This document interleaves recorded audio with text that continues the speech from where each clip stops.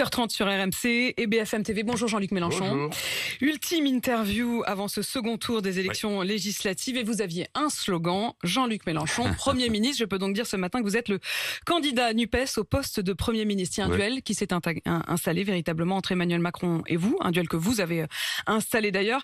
Et ces derniers jours, vous dites chacun l'un de l'autre que le chaos, c'est l'autre. Alors on va essayer d'y voir un peu plus clair, mais je voudrais d'abord qu'on revienne sur cette visite hier à Kiev. Emmanuel Macron qui y était, il est rentré cette nuit. Plusieurs points d'abord sur le fond. L'adhésion de l'Ukraine à l'Europe, plus précisément au processus d'adhésion immédiate. Pour lui, c'est oui, et pour vous? Alors, ça mange pas de pain. On peut inscrire, vous savez, la procédure dont il est question, c'est un pays s'inscrit comme candidat à l'adhésion. Donc c'est vraiment le démarrage. Le président Macron lui-même avait dit qu'il y en avait pour au moins une décennie. Alors, dans le moment, c'est une démarche un peu symbolique pour dire aux Russes, vous voyez, on lâchera pas l'Ukraine, l'Ukraine est des nôtres, et ainsi de suite, ça on ne peut qu'approuver. Maintenant, doucement avec les enthousiasmes comme ça, soudain, parce qu'il faut se rendre compte que, pour ma part, je ne voterai aucune nouvelle adhésion à l'Union européenne sans harmonisation sociale. Mais y compris l'Ukraine, y compris la situation dans laquelle ils sont, oui, ça ne change rien. Non, rien du tout, parce que faire entrer un pays... non, mais attendez, qu'on se comprenne bien, parce que la question que vous m'avez posée, c'est est-ce que je suis d'accord pour qu'il soit inscrit comme candidat à l'adhésion ? C'est exactement la question que je vous ai posée. Je vous réponds oui. Je dis seulement, il faut Mais faire... en même temps, vous dites ça mange pas de pain. Donc oui, si ça leur fait plaisir et si ça peut les rassurer. Il y en a pour des années, c'est un signal qu'on donne à la Russie. Oui à l'adhésion, mais non. Oui à l'adhésion, oui à la candidature, non à l'adhésion. Qu'ils soient candidats. Après, leur adhésion ne dépend pas d'eux dans mon esprit. Dans mon esprit, leur adhésion dépend de la réponse que l'Europe fera à l'harmonisation sociale. Je demande qu'on réfléchisse bien au point suivant. Le président a même évoqué la Moldavie. D'accord ? Bien. Aujourd'hui, le salaire minimum ukrainien, c'est 138 €. Le SMIC de Moldavie, c'est 50 €. Si vous voulez organiser une énorme dépression de dumping social, il n'y a qu'à faire ça, faire adhérer les gens sans qu'ils se soient mis au niveau. Le président Macron avait lui-même dit que si on faisait une adhésion immédiate, ce serait faire baisser les standards sociaux d'adhésion. Donc, je tiens à dire cette précision, il ne me coûterait rien de ne pas le faire. Candidature, j'ai bien compris. Candidature, oui. Adhésion en l'état, non. Deuxième point. Adhésion si l'Union européenne doit changer ses méthodes. Et notamment Je crois qu'on dit la même chose. Ben oui, mais si l'Ukraine doit adhérer à l'Union européenne, il faut d'abord qu'on remonte ses standards sociaux. Et une fois que les standards, ce sera une adhésion à ces standards. C'est du travail détaché. Vous ferez venir des Ukrainiens en France qui travailleront pour 138 €. Alors, il faut quand même y aller doucement, non ? Vous aviez dit d'ailleurs à un moment que les travailleurs détachés venaient manger le pain des travailleurs français. Vous aviez un peu regretté quand même cette phrase. Non, pas du tout. Ça s'est passé il y a environ 10 ans. Au Parlement européen, et j'ai dit que j'étais contre le travail détaché, et j'ai oublié de dire, je vous dis entre guillemets, vous qui dites que les travailleurs étrangers viennent manger le pain des Français, voilà une situation concrète. Alors, pour que tout le monde m'entende bien, notamment dans le bâtiment et les autres métiers de cette nature, nous sommes opposés au travail détaché parce qu'il permet de payer des gens dans des conditions qui font une délocalisation à domicile. On a ouvert plein de tiroirs là, Jean-Luc Mélenchon. On va essayer justement d'aller au bout. Il y avait un deuxième point dans cette visite, c'était l'envoi d'armes supplémentaires à l'Ukraine. Emmanuel Macron a annoncé notamment qu'il livrerait 6 canons César supplémentaires. Est-ce que vous maintenez votre position de refuser d'envoyer des armes à l'Ukraine? Alors, comme ça n'était pas ma position, je n'ai pas de mal à ne pas la maintenir. Il doit y avoir un peu de flou quand même, parce que pour qu'il y ait autant de... Non, il y a une propagande qui dit que c'est flou. C'est comme sur plein de sujets, on fabrique une caricature et ensuite je suis censé répondre. Ce matin, il n'y aura pas de caricature, vous pouvez répondre précisément. Donc vous n'êtes pas obligé de poser des questions qui ne le sont pas ou qui sont fausses. Nous sommes d'accord tous les deux ? Vous étiez pour l'envoi des 6 canons César ? J'ai dit depuis le début, et y compris quand les premiers canons César sont arrivés, que je ne m'exprimerai pas sur l'armement aussi longtemps que j'aurai dans la situation d'être candidat Premier ministre d'un président qui, lui, ne sera pas de mon bord. Nous nous mettrons d'accord, lui et moi, si je suis Premier ministre, pour parler d'une seule voix. Il vient de décider d'y envoyer des canons. Puisque les canons y sont, j'approuve. Je ne prendrai pas le risque de laisser entendre aux Russes que nous sommes divisés entre Français sur ce qu'il y a lieu de faire. Voilà, je pense que je ne peux pas faire plus clair, mais je demande que l'on cesse de m'interroger sur des positions qui ne sont pas les miennes. Depuis le début, je dis attention à ce que nous faisons pour ne pas être considérés comme des belligérants, ce qui était exactement la même position que la plupart des responsables politiques de ce pays. Je n'ai donc jamais fermé la porte au fait que l'on donne des armes aux Ukrainiens. Mais vous insistez aussi sur le fait, et si je l'entends bien, que dans l'idée d'une cohabitation, puisque c'est évidemment ce qui arriverait si vous arrivez à avoir la majorité et donc à entrer à Matignon, ces aspects-là, c'est-à-dire les aspects de diplomatie, de politique étrangère, vous considérez que ce sera du ressort du président et vous respecterez cette séparation des tâches ? Non.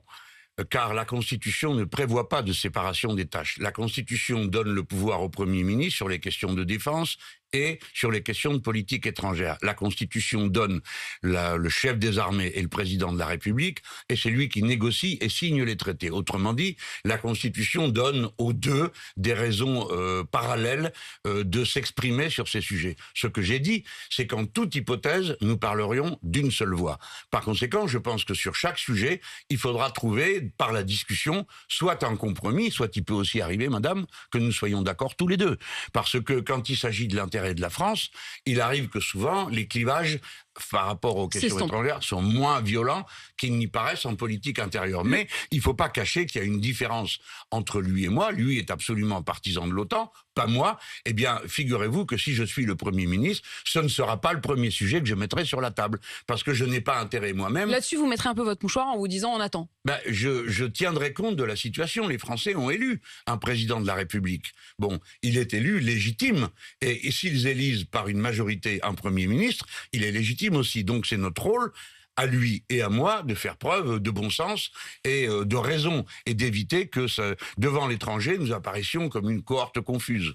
Le timing, le choix de ce déplacement à Kiev, au cœur de la campagne des législatives, vous avez l'air de considérer qu'il y a quand même un argument politique derrière, un sous-entendu politique, un hasard du calendrier auquel vous ne faites pas trop confiance. Non, je ne crois pas du tout qu'il s'agisse d'un hasard de calendrier. Je pense que certains ont dit il s'enfuit. Non, c'est pas vrai non plus.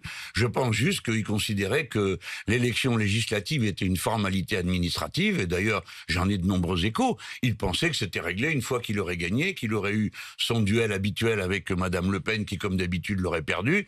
Ce serait une formalité. Et donc, il y a plusieurs mois qu'ils ont prévu ce voyage. Alors, comme un voyage comme celui-là ne s'annule pas, même s'il avait voulu rester, il ne pouvait plus. Donc, il est parti. Et puis, en partant, il a fait une déclaration sur un tarmac, puis sur un deuxième, et nous avons eu un échange à distance. Moi, je lui ai dit, quand il était sur le tarmac en France, c'est bien normal, il est le président, je suis dans l'opposition, c'est normal que je m'exprime et que je le pique. Quand c'était à l'étranger, j'ai trouvé ça un peu inélégant, mais passons, c'est déjà dit. Il est revenu. Il est revenu, et là, est-ce que vous le piquez à nouveau, ou est-ce que vous considérez malgré tout que, globalement, cet épisode, il est terminé et que vous le respectez? Non, mon souci est que les Russes et M. Poutine n'aillent pas croire qu'entre Français, il y a une faille. Non, tous les Français, tous les dirigeants politiques français, absolument tous, sans exception, sont contre l'invasion de l'Ukraine et exigent du gouvernement de M. Poutine qu'il retire ses troupes et qu'il cesse ce qu'on a le droit maintenant de qualifier de crime de guerre, qui est le bombardement de populations civiles qui ne présentent aucun danger militaire sur le terrain et qui sont absolument sans défense. Donc je tiens à ce qu'on entende qu'il n'y a qu'une voix de la France à cette heure, et elle est toute du même côté. C'est bien entendu, Jean-Luc Mélenchon. Vos accusations de calcul biaisé des voix, le ministre de l'Intérieur, Gérald Darmanin, y a répondu hier. Il parle d'un complotisme comme un autre. Oui, c'est M. Darmanin qui est une sorte de personnage très agité. Pourquoi complotiste? Alors dans ce pays, si on critique un ministre, si on discute, c'est du complotisme. L'autre dit que je veux empêcher les gens de couper les bois chez eux. Le troisième m'accuse d'union soviétique. Ça, c'était Christophe Castaner. Oui, Castaner, qui dit, et le président aussi, qui a repris ça, je ne sais pas pourquoi. Oui, qui dit que si vous êtes élu, on ne pourra plus couper le bois chez soi. C'est grotesque. Toute une série de journalistes, d'ailleurs, l'ont dit que ça dépassait les bornes, qu'on ne pouvait plus discuter. Si on en en était là. Là, par exemple, Monsieur Darmanin, ce matin, dit que je suis... Dans le journal Le Parisien. À force de fréquenter Chavez, je ne sais plus... Il ne sait pas que Chavez est mort depuis 9 ans. Donc, il faut arrêter tout ça. Il parle de vous comme d'un funeste agitateur. Oui, pourquoi pas, il a le droit. Je pourrais, moi aussi, j'ai des adjectifs fleuris, j'en ai plein la bouche. Mais regardons bien ce que nous voulions dire. Monsieur Darmanin a d'abord essayé de nous empêcher de nous appeler NUPS et d'être compté comme NUPS. Ensuite, lorsqu'il y a eu les décomptes dimanche soir, comme il lui fallait absolument afficher au minimum l'égalité entre La République En Marche et nous, ils ont commencé à retirer des gens des totaux. Oui ou non, Monsieur Jean-Hugues Ratenon, député France Insoumise, Madame Annick Lebon, députée de GDR, de La Réunion, ont-ils siégé pendant 5 ans sur les bancs de la NUPS ? Ils ont été en effet décomptés, ce qui fait que votre total de voix, du coup, passe légèrement derrière le total des voix macronistes. Mais cela dit, je voudrais rebondir quand même sur un mot que vous dites. Sans qu'il y ait de raison. Mais parce que s'il y avait que moi, on pourrait dire, mais vous avez un journal qui n'est pas spécialement des amis de la NUPS, qui est le journal Le Monde, qui fait le même compte que nous. Qui a fait le même compte que vous et qui n'a pas repris les comptes du ministère de l'Intérieur. Alors j'ai donc raison de mettre en cause la manière dont le décompte a été fait. Mais ce n'est pas une question centrale. Je sais pourquoi il le fait. Depuis le début, il veut laisser entendre qu'il n'est pas possible que nous gagnions l'élection législative. Or, il est possible que dimanche soir, nous gagnions l'élection législative. Jean-Luc Mélenchon, vous avez dit qu'ils avaient fait des fausses accusations contre vous qui étaient complètement délirantes, y compris le fait de ne plus pouvoir couper son bois. Mais quand même, il y a une chose, c'est que dès le premier soir, le soir du premier tour, vous avez accusé le gouvernement d'un plan caché, un projet de hausse de la TVA. Au moment quand même, Jean-Luc Mélenchon, où tous les Français sont écrasés par les hausses de prix, vous dites, vous savez quoi ? En fait, ils vont augmenter encore les prix. En effet. Mais vous sortez ça d'où ? Alors, d'abord, commençons par dire ce qui est, parce que vous avez fait un raccourci, je trouve un peu... Enfin, c'est un raccourci. J'ai commencé par dire... Vous avez dit dans votre discours, non, mais attendez, écoutez-moi. Il y a un engagement pris par le gouvernement de notre pays,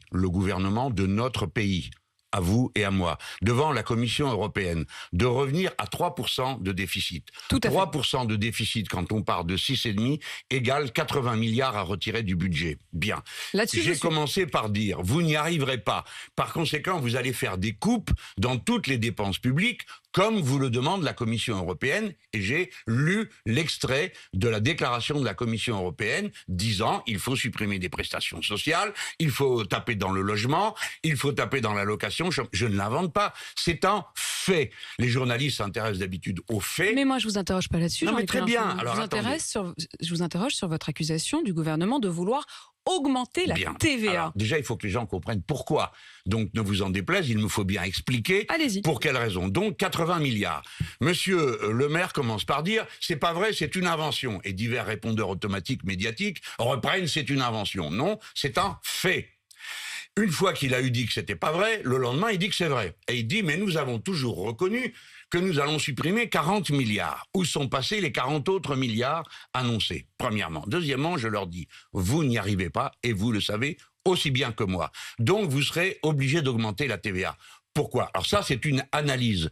Pourquoi augmenter la TVA ? Oui, parce que la Commission européenne, ça ce sont des faits qui donc vous intéressent en tant que journaliste, a fait la recommandation à 2 ou 3 reprises, en 2012, en 2013, en 2016 et je crois en 2017, d'augmenter la TVA pour augmenter les ressources de l'État. Est-ce que le gouvernement a, oui ou non, annoncé, écrit, dit nous allons augmenter la TVA à un moment où non, madame. Alors ça s'appelle, ça s'appelle le débat. Alors vous allez comprendre ça en tant que journaliste. On ne croit pas les gens. Vous comprenez bien. Vous dites aux gens qui sont hyper angoissés, qui poussent leur caddie, qui voient le prix des pâtes, et vous leur dire les prix vont augmenter, ils vont le faire. Oui, madame. Vous inversez la charge de la preuve. Madame, exactement. J'accuse et je dis, dites-nous comment vous allez économiser 40 milliards. Figurez-vous, j'ai la réponse. Vous permettez que je la lise ? Allez-y. Alors écoutez bien tous les gens. Voici la chose extrêmement précise que vous réponds. Pour 40 milliards, c'est l'équivalent du budget de la justice et du ministère de l'Intérieur. Monsieur le maire dit, je conteste que nous manquions de clarté sur nos solutions pour faire baisser les déficits et la dette publique. De 40 milliards, voilà ce qu'il répond. Elles sont connues et efficaces. Des réformes de structure, on ne saura pas lesquelles, une vigilance sur chaque euro dépensé et de l'investissement dans la croissance. Alors je dis, vous avez raison de vous méfier de gens pareils, parce qu'en 2017, déjà, ils avaient dit qu'ils n'augmenteraient pas la TVA, et ils ont inventé la taxe carbone qui a déclenché le mouvement des Gilets jaunes, qui n'avait rien à voir avec l'écologie, qui avait à voir avec le fait que le gouvernement avait écrit à la Commission pour atteindre les 3%. Donc vous en déduisez qu'ils vont augmenter la TVA. Mais madame, je raisonne, je me sers de la chose grise. Vous raisonnez, oui. Non, mais attendez, vous avez une objection à présenter? Un enchaînement de Lego. Est-ce que vous avez... Moi, est-ce que vous avez un argument quand un ministre vous dit je vais économiser 40 milliards sans vous dire comment, vous le croyez sur parole? Moi, je regarde les faits. Non, je regarde les faits, je regarde votre programme. D'opposition. Je regarde votre programme, je regarde leur programme et je n'ai vu nulle part écrit noir sur blanc qu'ils allaient augmenter la TVA. C'est bien ce que je dis. Donc vous êtes une journaliste qui croit sur parole la parole gouvernementale. Mais la vôtre aussi, puisque je viens de dire que je croyais votre programme. Mais pas du tout. Mais oui, je crois votre programme, justement, Jean-Luc Mélenchon. J'ai regardé toutes les propositions. Elles sont extrêmement concrètes, elles sont extrêmement précises. On ne peut pas vous accuser d'avoir un agenda caché. Bon, eh bien moi je le fais parce que, madame, écoutez-moi, moi c'est pas pour vous faites de la politique. Non, mais c'est pas pour vous embêter. C'est normal, c'est votre rôle, j'ai envie de dire. Moi, mon rôle, c'est aussi de montrer les contradictions. Mais si vous me dites, il n'y a pas de contradiction, que Monsieur le maire nous dise comment il compte sortir. Il y a une accusation sans preuve. Voilà ce qu'il y a.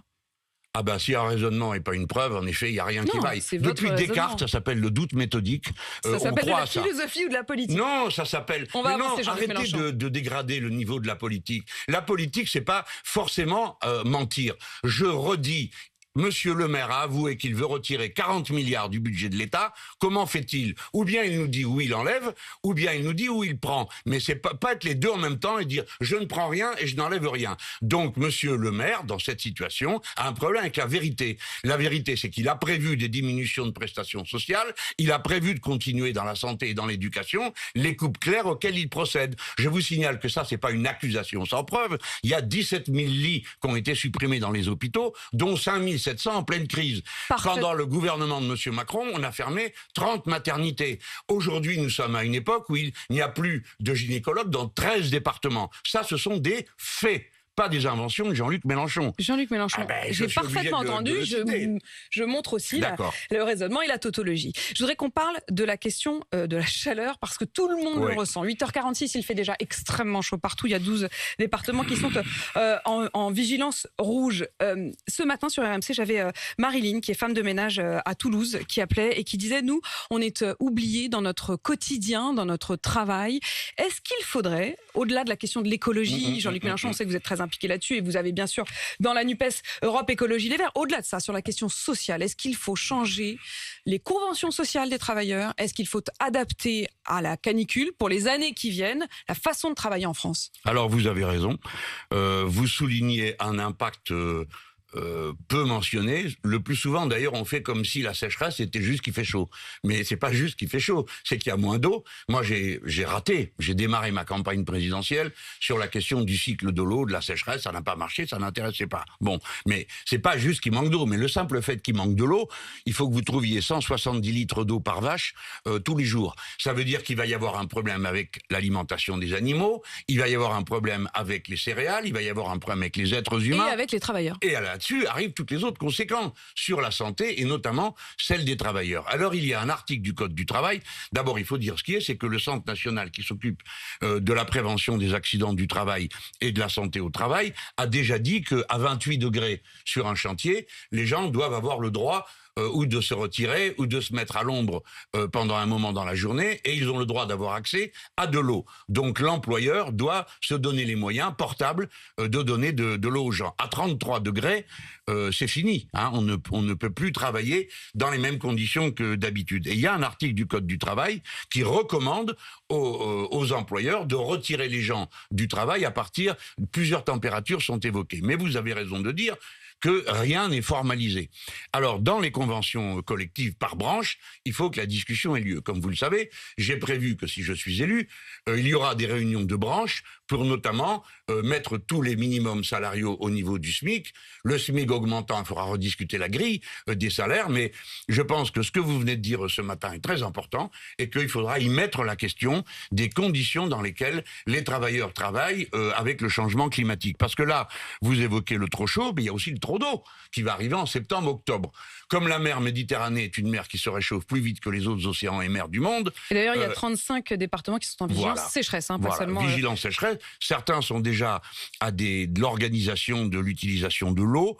Donc la question des mésusages de l'eau devient une question d'actualité. Le gaspillage va devenir aussi une question d'actualité. Alors, pardon, parce que tout à l'heure, nous avons eu une discussion que je n'ai pas pu conclure. Mais au fond, vous avez deux manières de voir le monde. Les uns pensent qu'on va répondre à la situation par le marché. Je ne m'explique pas autrement l'inactivité du gouvernement face à la sécheresse qui s'avance. Parce que tout le monde sait qu'il va vraiment faire très chaud en juillet et en août.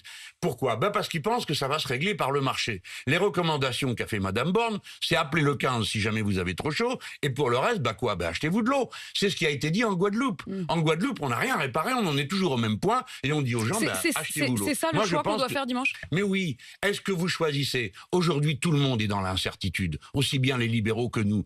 Nous n'avons pas idée de la violence avec laquelle va déferler l'inflation sur le monde et l'économie mondiale. Nous savons que les banquiers centraux sont en train de serrer les écrous sur le crédit, ce qui veut dire que l'activité pourrait se réduire. Donc, c'est plus les mesures comptent bien sûr, mais ce qui compte, c'est les principes. Les uns disent le marché va régler l'affaire, nous disons ce sont les solidarités et l'entraide qui vont régler le problème. Voilà le choix qu'on fait. Les deux thèses ont leur validité, mais c'est aux gens de trancher parce que nous n'avons que notre pauvre cerveau pour décider. Et c'est un vrai clivage. Vous serez où lundi matin ? Eh bien, je serai chez moi. Voulez-vous que je sois ? J'attendrai le coup de téléphone du président de la République pour me demander de former le gouvernement. Mais vous y croyez vraiment ? Mais pourquoi n'y croirais-je pas ? Parce que c'est une méthode finalement. Alors, vous n'êtes pas la seule. Non, mais je comprends l'argument, je comprends le slogan. Oui, mais enfin, écoutez, nous sommes... Les macronistes sont dans 417 circonscriptions, dont un certain nombre en face de la droite. Personne ne va nous faire croire qu'ils vont gagner toutes les circonscriptions. Nous sommes dans 406 circonscriptions. Autrement dit, entre eux et nous, il y a 11 circonscriptions d'écart. Pourquoi voudriez-vous qu'ils aient gagné d'avance ? Ce n'est pas vrai. La situation est extrêmement équilibré, c'est ce qu'ils ont dit d'ailleurs le soir même. La situation est que nous pouvons gagner dimanche. Mais la seule riposte aujourd'hui qui reste, c'est de dire « mais non, c'est réglé, vous avez perdu, est-ce que vous allez faire du jardinage ?» Il y a déjà au moins 10 personnes qui m'ont mis à la retraite, tout ça n'est pas sérieux. Il faut respecter la démocratie. Et les sondeurs s'étant tellement trompés, je suggère que pour une fois, on raisonne avec son cerveau plutôt qu'en lisant les recommandations des sondeurs. Ce n'est pas honnête démocratiquement. Donc je le redis pour que tout le monde m'entende. À cette heure, le problème n'est pas réglé. Il faut que vous alliez voter. Votez ce que vous voulez, mais votez. Parce que c'est votre patrie, c'est votre pays, et vous devez trancher. Si vous ne tranchez pas net ce que vous voulez, ça sera la pagaille pendant des mois. Qu'est-ce que vous dites aux plus âgés qui votent pas pour vous ? Eh ben, je leur dis que... Parce qu'en fait, on vous a beaucoup entendu parler aux jeunes. Oui. Mais finalement, vous ne parlez pas tellement à ceux qui pourraient, à un moment, voter pour vous, mais qui s'en sont détournés. D'abord, je ne raisonne pas par tranche d'âge. Hein. Si, parce que vous avez quand même beaucoup parlé aux jeunes, justement. C'est vous qui avez raisonné par tranche d'âge. Dès le lendemain du premier tour, notamment vos lieutenants disaient aux jeunes, sont adressés aux jeunes, il faut qu'ils aillent voter. Les journalistes étant là pour me dire « Ah, mais vous voyez, les jeunes ne votent pas pour vous, les vieux ne votent pas pour vous ». C'est absolument faux. Tout le monde vote. Moi, je vous dis au contraire que les jeunes votent majoritairement pour vous, les plus âgés, moins. Moi, j'ai présenté des arguments. Ce sont des personnes qui ont de l'expérience, de la bouteille. Ce n'est pas la peine que j'en fasse plus. À partir de 60 ans, de 60 à 69, la statistique montre qu'il y a 2 points d'écart entre M. Macron et nous. Il n'y a que 2 points de différence. Quand on arrive à 70 ans, c'est-à-dire ma propre génération, 15% votent pour la NUPES et le reste votent contre. Déjà, tous ceux qui ont 70 ans ont bien de la chance d'être là, parce que cela signifie que nos corps ne sont pas usés, que nos métiers ne nous ont pas tués au travail, et donc nous avons tout notre cerveau pour réfléchir. Je leur dis, pensez à vos enfants. Si vous croyez que vous sauverez l'avenir uniquement en transférant vos économies, vous vous trompez.